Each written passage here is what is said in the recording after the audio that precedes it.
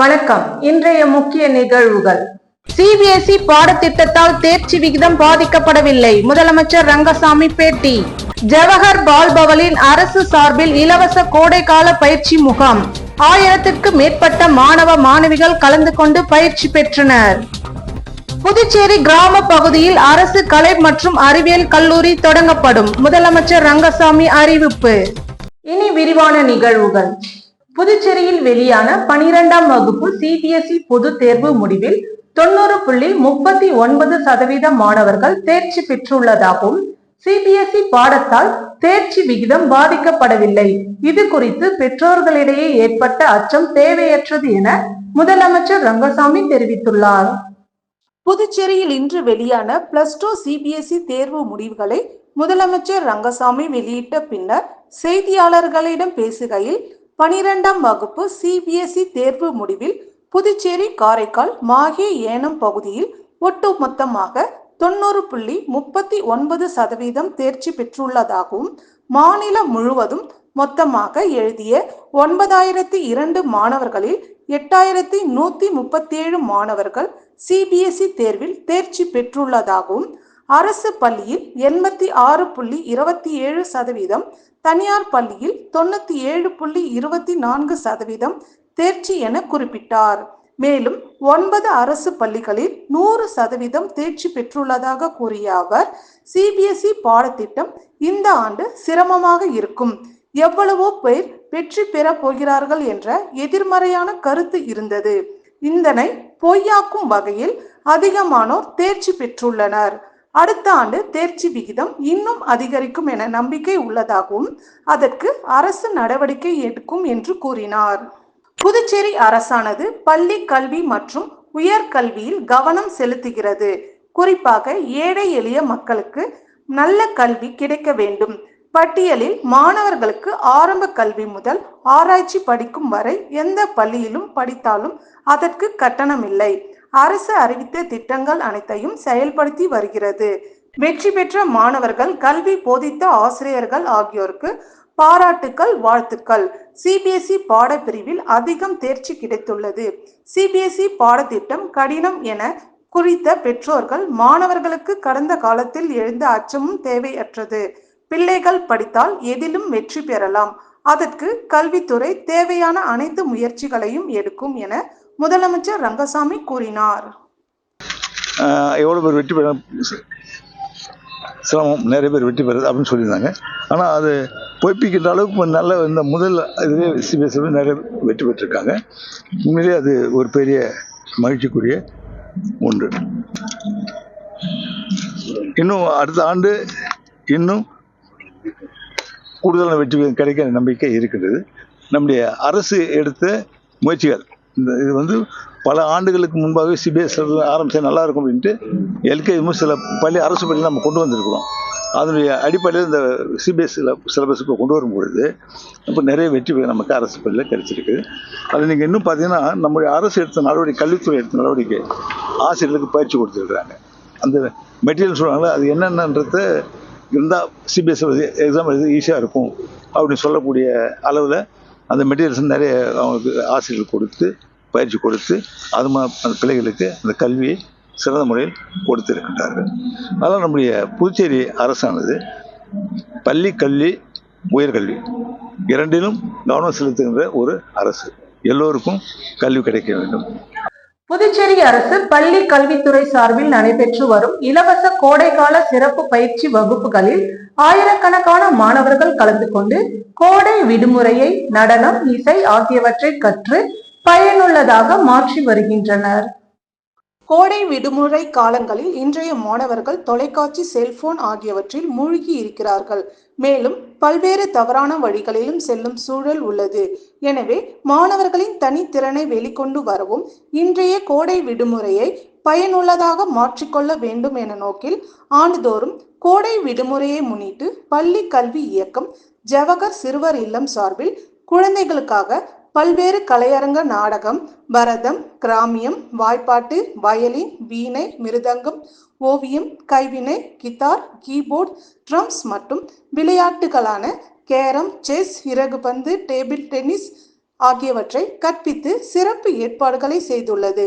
அதேபோல் நிகழ்வாண்டில் 6 வயது முதல் 16 வயது உள்ள புதுச்சேரி அரசு மற்றும் தனியார் பள்ளியில் பயிலும் குழந்தைகளுக்கு மே 31ஆம் தேதி வரை காலை 9 மணி முதல் மதியம் 12 மணி வரை சிறப்பு பயிற்சிகள் நடக்கிறது. அதேபோல் நிகழாண்டு 6 வயது முதல் 16 வயது உள்ள புதுச்சேரி அரசு மற்றும் தனியார் பள்ளியில் பயிலும் குழந்தைகளுக்கு மே 31 தேதி வரை காலை 9 மணி முதல் மதியம் 12 மணி வரை சிறப்பு பயிற்சி நடக்கிறது. புதுச்சேரி ஜவஹர் சிறுவர் இல்லம், லாஸ்பேட்டை கோளாரங்க அரங்கசாமி நாயக்கர் அரசு நடுநிலைப்பள்ளி, நோனாங்குப்பம் அரசு உயர்நிலைப்பள்ளி, கதிர்காமம் அரசு பெண்கள் மேல்நிலைப்பள்ளி, மில்லியனூர் அரசு பெண்கள் நடுநிலைப்பள்ளி, காலாப்பட்டு திருவண்டார்கோவில் பகுதியில் உள்ள அரசு பள்ளிகள் உள்ளிட்ட 9 மையங்களில் இந்த பயிற்சி வகுப்புகள் நடக்கின்றன. மாணவர்களும் ஆர்வமுடன் தங்களுக்கு தேவையான கலையை தேர்ந்தெடுத்து கற்று வருகின்றனர். சுமார் 1500க்கும் மேற்பட்ட குழந்தைகள் இப்பயிற்சியில் பங்கேற்று பயிற்சி பெற்று வருகின்றனர். இந்த பயிற்சி வகுப்புகள் முழுக்க முழுக்க இலவசமாக வழங்கப்படுவதாகும். இதனால் மாணவர்கள் தவறான வழியில் செல்வது தடுக்கப்படுவது மட்டுமல்லாமல் மாணவர்கள் படிப்பை தாண்டி தனித்திறமை வளர்த்து கொள்வார்கள் என தலைமை ஆசிரியர் மணிவில் தெரிவித்துள்ளார்.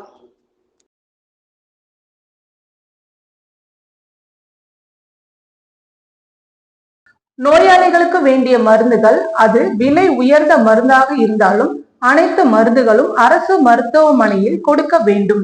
வெளியே சென்று மருந்துகளை வாங்க பரிந்துரைக்க கூடாது என நலவழித்துறை ஆலோசனை கூட்டத்தில் முதலமைச்சர் அறிவித்தார்.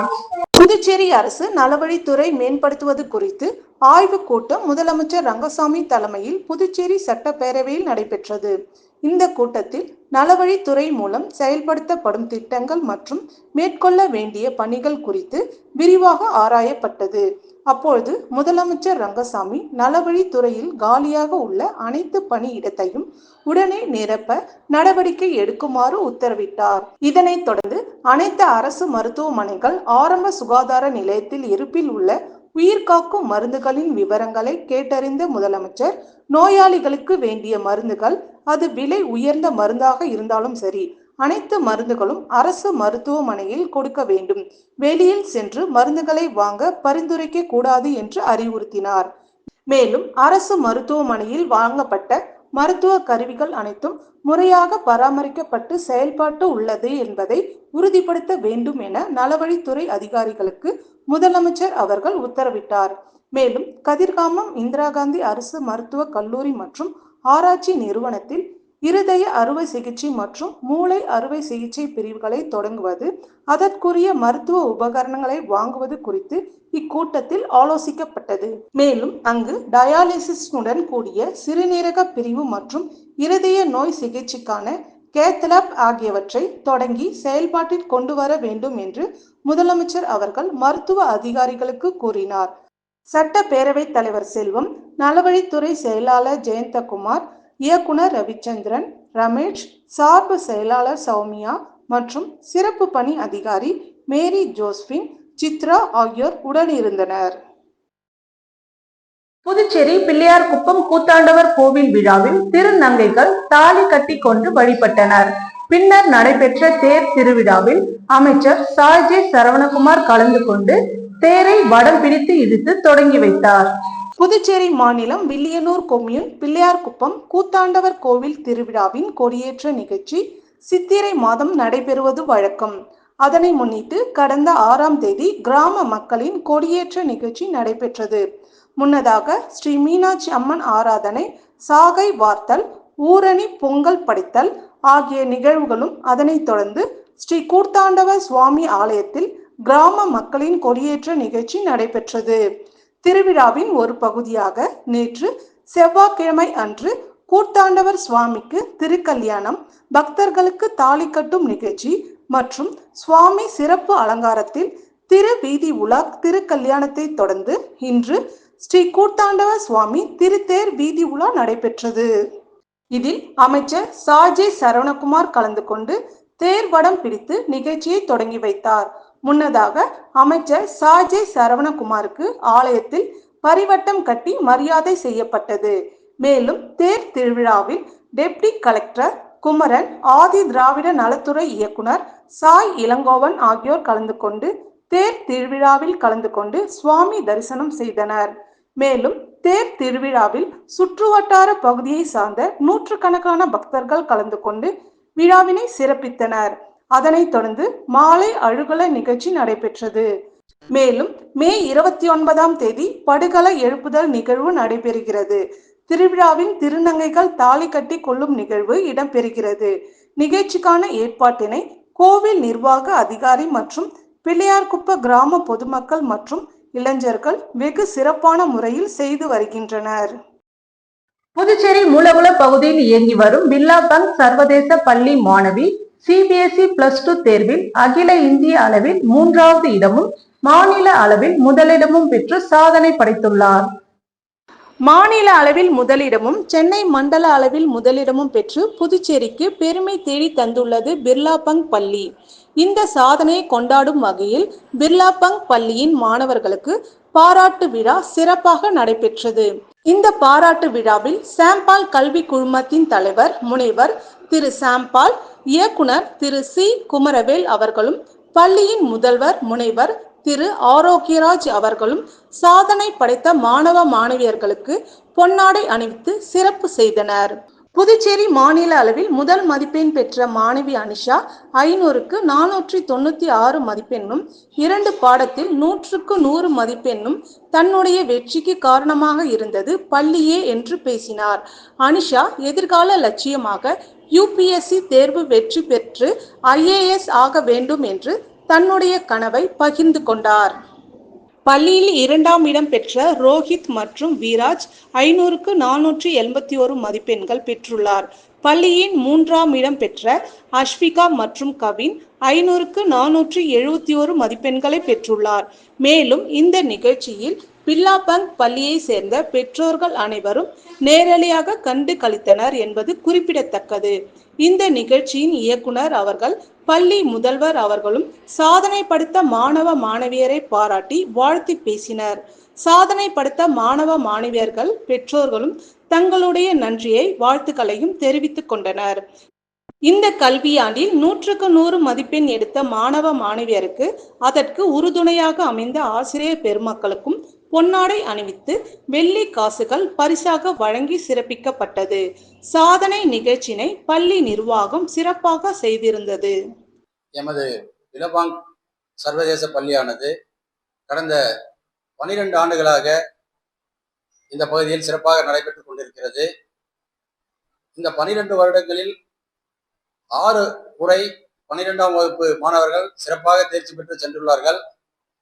அதில் இந்த ஆண்டு சிறப்பாக தேர்ச்சி பெற்றதில் பெரிய பெருமை எங்களுக்கு இருக்கிறது. அதையும் தாண்டி ஒரு மிகப்பெரிய பெருமை என்பது, மாநில அளவில் எங்களுடைய மாணவி 496 மதிப்பெண்கள் பெற்று சிறந்த மாணவியாக தேர்வாகியிருக்கிறார்.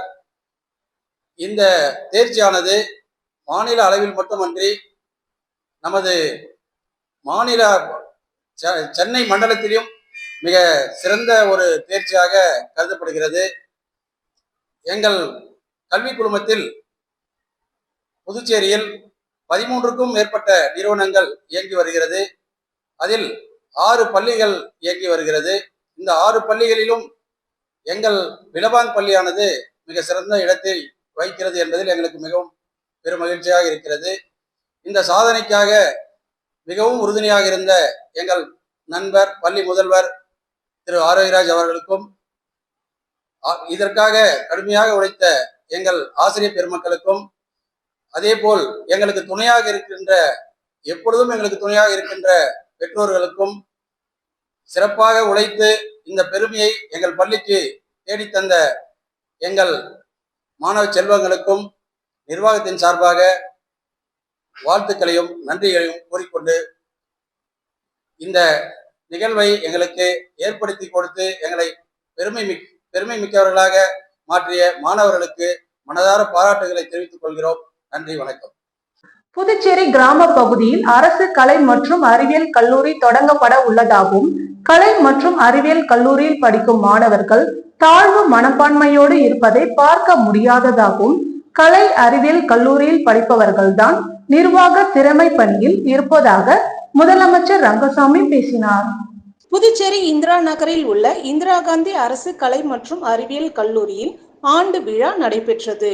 முதலமைச்சர் ரங்கசாமி கலந்து கொண்டு மாணவ மாணவிகளுக்கு பரிசுகளை வழங்கி பாராட்டினார். விழாவில் சட்டப்பேரவைத் தலைவர் செல்வம், எம்எல்ஏக்கள் ஏகேடி ஆறுமுகம், கேஎஸ்பி ரமேஷ், உயர்கல்வித்துறை செயலாளர் அமன் சர்மா, பள்ளி கல்வித்துறை இணை இயக்குனர் சிவகாமி, கல்லூரி முதல்வர் ஜாஸ்மின் உள்ளிட்டோர் கலந்து கொண்டனர். இதில் முதல்வர் ரங்கசாமி பேசும் பொழுது 2001 இந்த கல்லூரி திடீரென தொடங்கப்பட்டது. இன்றைக்கு ஒரு கல்லூரி தொடங்குவது என்பது சுலபமானது அல்ல.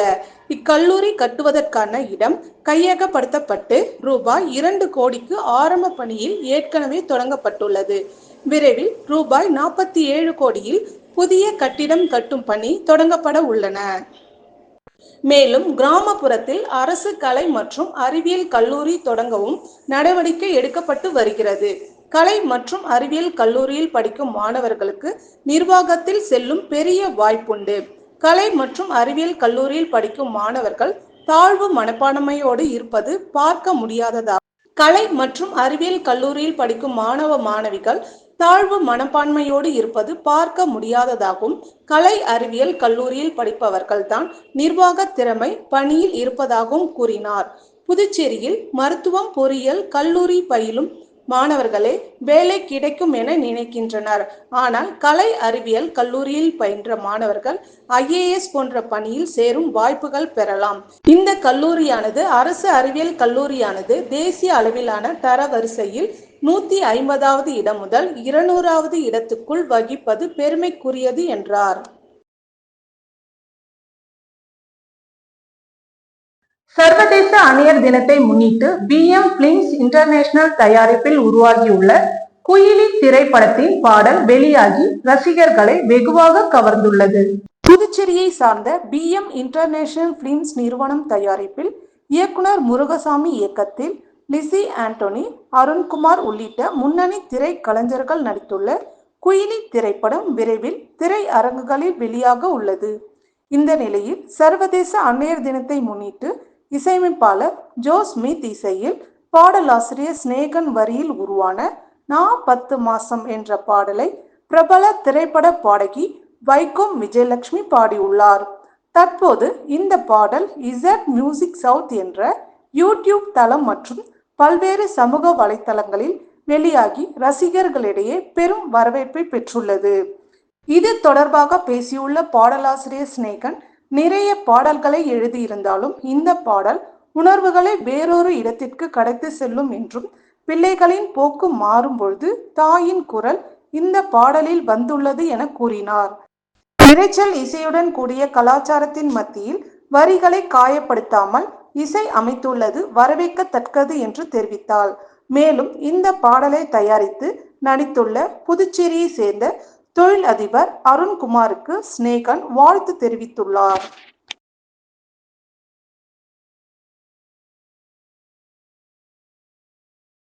நடிகர் சந்தானம் நடிப்பில் 16ஆம் தேதி வெளியாக உள்ள டிடி நெக்ஸ்ட் லெவல் திரைப்படம் வரவேற்று புதுச்சேரி மாநிலம் சந்தானம் தலைமை ரசிகர் நற்பணி மன்றத்தினர் ஆழ்கடலில் அடியில் பேனர் வைத்து வாழ்த்து தெரிவித்தனர். புதுச்சேரி மாநிலத்தின் அரசு தலைவர்களின் பிறந்த நாளுக்கு வாழ்த்து தெரிவிக்கும் வகையில் புதுச்சேரி மாநிலத்தில் வெளியிடப்படும் முக்கிய நடிகர்களின் திரைப்படத்தை வரவேற்கும் வகையில் அவர்களது ரசிகர்கள் புதுச்சேரியில் ஆழ்கடல் பேனர் வைக்கும் வாழ்த்து தெரிவிக்கும் நிகழ்ச்சி அதிகரித்து வருகிறது. அந்த வகையில் நடிகர் சந்தானம் நடிப்பில் வருகிற 16ஆம் தேதி டிடி நெக்ஸ்ட் லெவல் திரைப்படம் வெளியாக உள்ளது. சந்தானத்திற்கு இந்த படம் வெற்றி பெற கோரி அந்த படத்தை வரவேற்கும் வகையில் புதுச்சேரி மாநில சந்தானம் தலைமை ரசிகர் நற்பணி மன்றத்தினர் மாநில தலைவர் அருண் தலைமையில் புதுச்சேரி ஆழ்கடலின் அடியில் பேனர் வைத்து நூதன முறையில் வாழ்த்து தெரிவித்துள்ளனர். இந்த வீடியோ தற்போது சமூக வலைதளங்களில் வைரலாகி வருகிறது. புதுச்சேரி உழவர்கரை தொகுதிக்கு உட்பட்ட ரெட்டியார்பாளையம் லாம்பேட் சரவணன் நகரில் உள்ள அடுக்குமாடி குடியிருப்பில் நிலுவையில் உள்ள பணிகளை முடிக்கும் பணிக்கான பூமி பூஜையினை தொகுதி சட்டமன்ற உறுப்பினர் சிவசங்கர் பூமி பூஜை செய்து தொடங்கி வைத்தார். புதுச்சேரி அரசு குடிசை மாற்று வாரியம் சார்பில் உழவர்கரை தொகுதிக்கு உட்பட்ட ரெட்டியார்பாளையம், லம்போர்ட், சரவணன் நகரை அடுக்குமாடி குடியிருப்புகள் உள்ளது. இதில் கட்டி முடிக்கப்பட்ட 29 குடியிருப்புகள் நிலுவையில் உள்ள பணிகளை முடிக்கும் பணிக்கான பூமி பூஜை நிகழ்ச்சி நடைபெற்றது. சுமார் 4,38,19,000 மதிப்பீட்டில் நடைபெற உள்ள இந்த பணிகளை தொகுதி சட்டமன்ற உறுப்பினர் சிவசங்கரன் சிறப்பு விருந்தினராக கலந்து கொண்டு பூமி பூஜை செய்து துவங்கி வைத்தார். விழாவில் செயற்பொறியாளர் ரவிச்சந்திரன், உதவி பொறியாளர் அனில்குமார், இளநிலை பொறியாளர் பாஸ்கரன், ஒப்பந்ததாரர் பிரேமானந்த் மற்றும் ஊர் முக்கிய பிரமுகர்கள், பொதுமக்கள் பலர் கலந்து கொண்டனர். புதுச்சேரிக்கு தனி மாநில அந்தஸ்து வழங்க வேண்டும் என மத்திய அரசை வலியுறுத்தி பொதுநல அமைப்பினர் தொடங்கிய கையெழுத்து இயக்கத்தில் முதலாவதாக முதலமைச்சர் ரங்கசாமி கையெழுத்திட்டு இயக்கத்தை தொடங்கி வைத்தார். புதுச்சேரிக்கு தனி மாநில அந்தஸ்து வேண்டுமென புதுச்சேரி சட்டமன்றத்தில் 16 முறை தீர்மானம் நிறைவேற்றப்பட்டு மத்திய அரசுக்கு அனுப்பப்பட்டுள்ளது. ஆனால் இதுவரை புதுச்சேரிக்கு மாநில அந்தஸ்து மத்திய அரசால் வழங்கப்படவில்லை. மக்களால் தேர்ந்தெடுக்கப்பட்ட அரசுக்கு அதிகாரம் வேண்டும் என்றால் மாநில அந்தஸ்து பெறும் வரை நாம் போராட வேண்டும் என்று முதலமைச்சர் ரங்கசாமி கலந்து கொள்ளும் அனைத்து அரசு நிகழ்ச்சியிலும் வலியுறுத்தி வருகிறார். இந்த நிலையில் உருளையன்பேட்டை தொகுதி சுயேட்சை சட்டமன்ற உறுப்பினர் நேரு என்கிற குப்புசாமி தலைமையில் புதுச்சேரிக்கு தனி மாநில தகுதி கேட்டு மத்திய அரசை வலியுறுத்தி வரும் 27ஆம் தேதி தலைநகர் புது டெல்லிக்கு சென்று போராட்டம் நடத்துவது என முடிவு செய்யப்பட்டுள்ளது. இதன் ஒரு பகுதியாக புதுச்சேரி மற்றும் காரைக்கால் மாவட்ட மக்களிடம் கையெழுத்து இயக்கம் நடத்தி 1 லட்சம் கையெழுத்துக்களை பெற்று மத்திய அரசிடம் வழங்குவது என கையெழுத்து இயக்கம் இன்று தொடங்கப்பட்டுள்ளது. புதுச்சேரி சட்டப்பேரவை முதலமைச்சர் அலுவலகத்தில் தொடங்கப்பட்ட இந்த கையெழுத்து இயக்கத்தில் மாநில அந்தஸ்து வேண்டும் என்று மத்திய அரசை வலியுறுத்தி முதலமைச்சர் ரங்கசாமி முதலாவதாக கையெழுத்திட்டு இயக்கத்தை தொடங்கி வைத்தார். தொடர்ந்து புதுச்சேரி மற்றும் காரைக்கால் மக்களிடம் 1 லட்சம் கையெழுத்துக்களை பெற்று மாநில அந்தஸ்து வேண்டும் என்று மத்திய அரசிடம் ஒப்படைக்க உள்ளனர் என்பது குறிப்பிடத்தக்கது. இத்துடன் நிகழ்வுகள் நிறைவடைந்தன. வணக்கம்.